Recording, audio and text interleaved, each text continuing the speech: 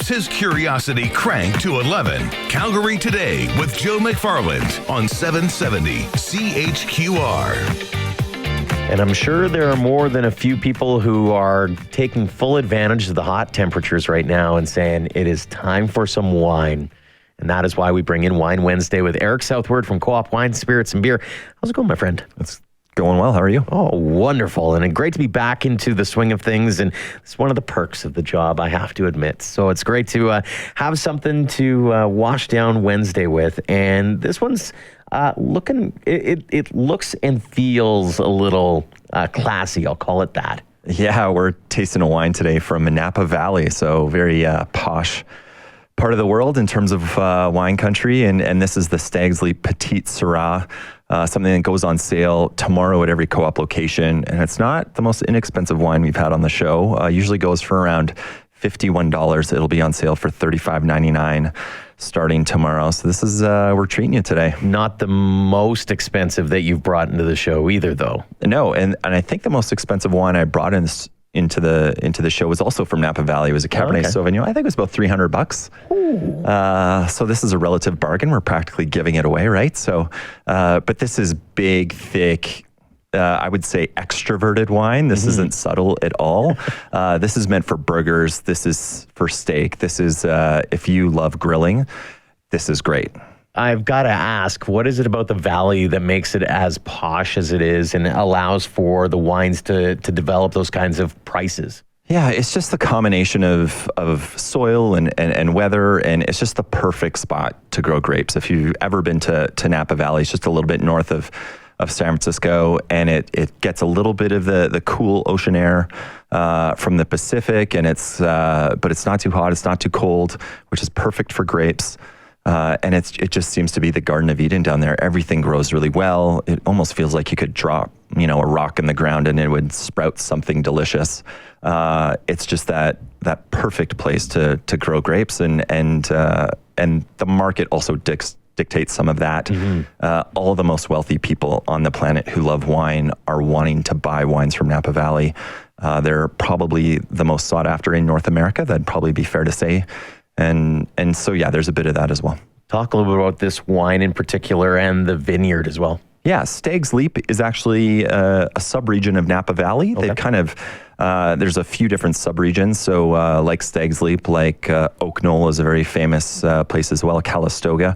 And so this is kind of in the eastern side of Napa Valley, which is known for Cabernet Sauvignon. This winery is famous for Cabernet Sauvignon. But a little tip, if you want to find value in very famous regions around the world, you're probably, not going to find it with the bread and butter of that region. So in this case, Chardonnay and Cabernet Sauvignon from Napa are really expensive.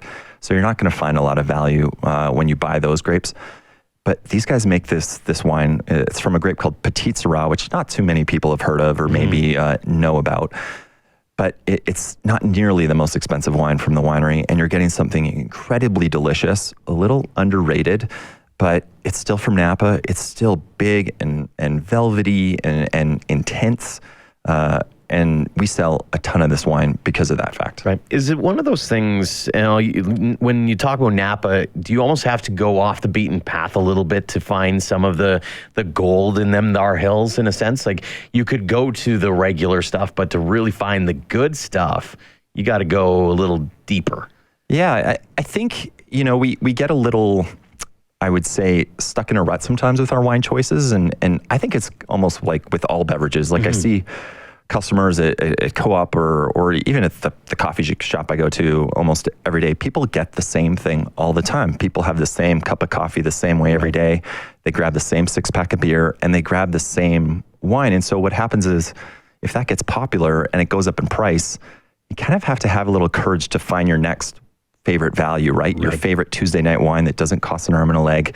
So yeah, you have to be bold. You have to take a risk. And if you don't, your favorite wine might just kind of get a little out of your comfort zone price-wise. So whether it's a grape you've never heard of or a region you've never heard of, you have to, do a little research maybe, or listen to someone like myself at the wine store that, figures out what your tastes and then steers you in a new direction, or you just have to kind of take a jump and try something new. That's got to be one of the underrated aspects of going out and find that wine. Like you said, if it's, I don't want to call it a shot to the ego, but at the same time, you've got with your tried, trusted and true for so long, then all of a sudden it's, I got to go ask somebody, I really like that wine, but it's too expensive now. What's something comparable? Yeah. But it's not that hard to do. It's not that difficult to just ask that simple question, because you probably have 5 or 6 wines that you might be able to go, hey, that might be good, that might be good, that might be good. Absolutely. And you know what, I think I worked in the wine industry, and on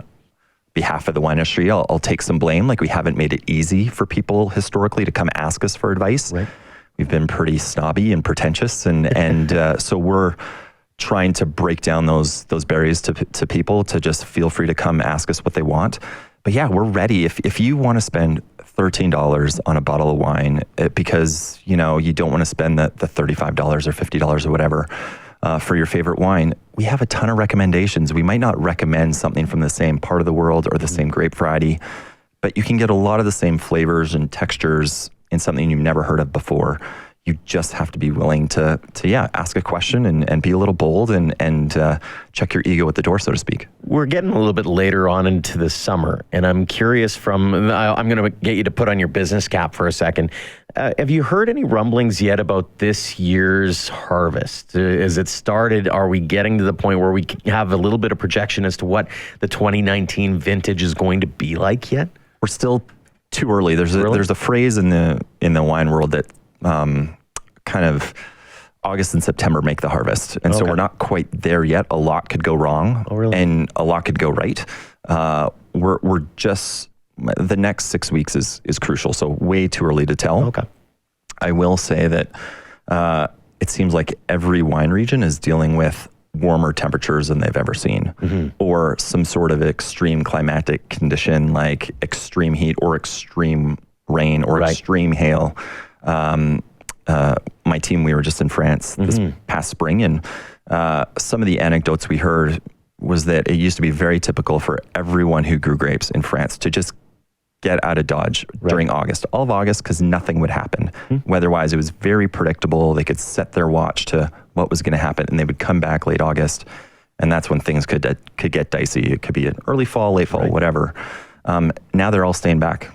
When they're staying at their winery because it could be super hot, it could be super wet, they could get hail, who knows, but they have to be able to react. They can't just leave the vines and hopefully it all works out. So, and then at the Okanagan, whenever we talk to people, close to us, it always seems to be the warmest vintage they've ever experienced. Right. So grapes are getting riper faster, but again, who knows? An early fall or a good fall, that's what makes it. Interesting. Glad to get a little bit of context on that, because I know the farmers here are starting to get ramped up for harvest. And so I was curious about the wine side of it as well and the grape side of it as well. One more quick time. This is called what the price is for coming up tomorrow. Yeah. So this is the Stag's Leap Petite Sirah. If you love big, full-bodied, rich red wines, this is going on sale for $35.99. You're saving almost $15, about $14.60 at every Co-op location starting tomorrow. That is definitely bold. I will give you that for sure. Eric Southward, Co-op Wine, Spirits and Beer here on this Wine Wednesday. You can check out the video on Facebook Live as well.